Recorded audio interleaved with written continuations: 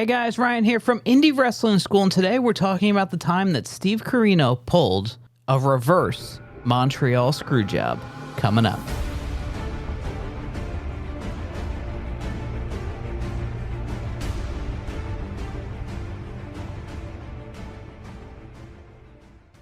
Hey guys, thanks for checking out this video. If you're new here, please consider subscribing below. We put out new videos every single week. So for anyone who's not familiar with the Montreal Screwjob, basically it was an incident where Bret Hart, a wrestler for the WWF, who was their champion, did not want to lose to Shawn Michaels in Canada. And the boss, Vince McMahon, wanted Bret Hart to lose. There was an argument. They basically at some point just said, okay, fine, Bret, we'll do whatever you want to do.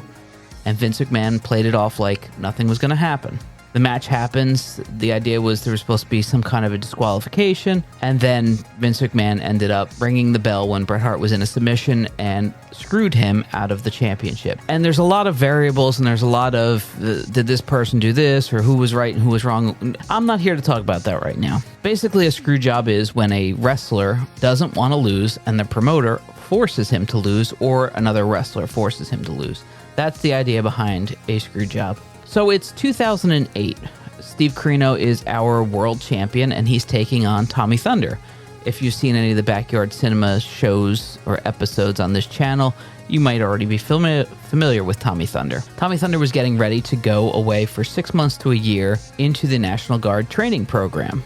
Steve Corino, knowing that this was Jackson, New Jersey, our hometown, where we were going to have a ton of local fans and people who knew Tommy Thunder, and a lot of people were coming to see him. Not only that, he was a member of this Knights of Columbus, so he was definitely the hometown favorite. Steve Corino wanted Tommy Thunder to leave as the champion.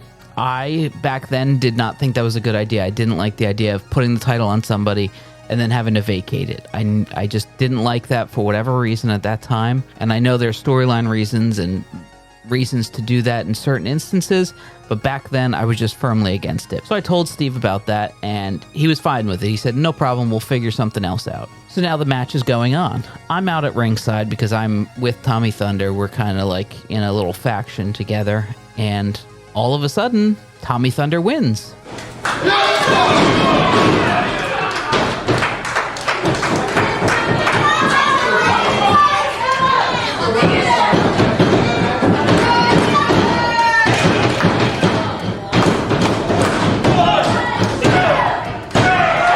And now I'm the promoter, but nobody knows I'm the booker or anything like that, or the promoter or anything. And it's racing through my mind, and you could see it clear as day. I'm kind of pacing and jumping up on the apron, trying to figure out what am I going to do. Am I going to grab the microphone and tell everybody, hey guys, I'm the promoter, and we're going to restart this match for no reason? Am I going to turn heel and attack Tommy Thunder and then win the title back? Like, all these different things are running through my head, and all these different ideas. Meanwhile, John Finnegan, the referee, comes over and says to me very quietly, hey, they made you shit pants, didn't they? And then I looked down and realized Steve Corino's foot was on the rope, and I knew then we had an out. Long story short, they restart the match. Steve Corino ends up winning the title or retaining the title, and everything went off as planned. And it was basically this elaborate prank just to screw with me. Now, nobody in the audience knew anything. It just looked like a normal wrestling match to everybody.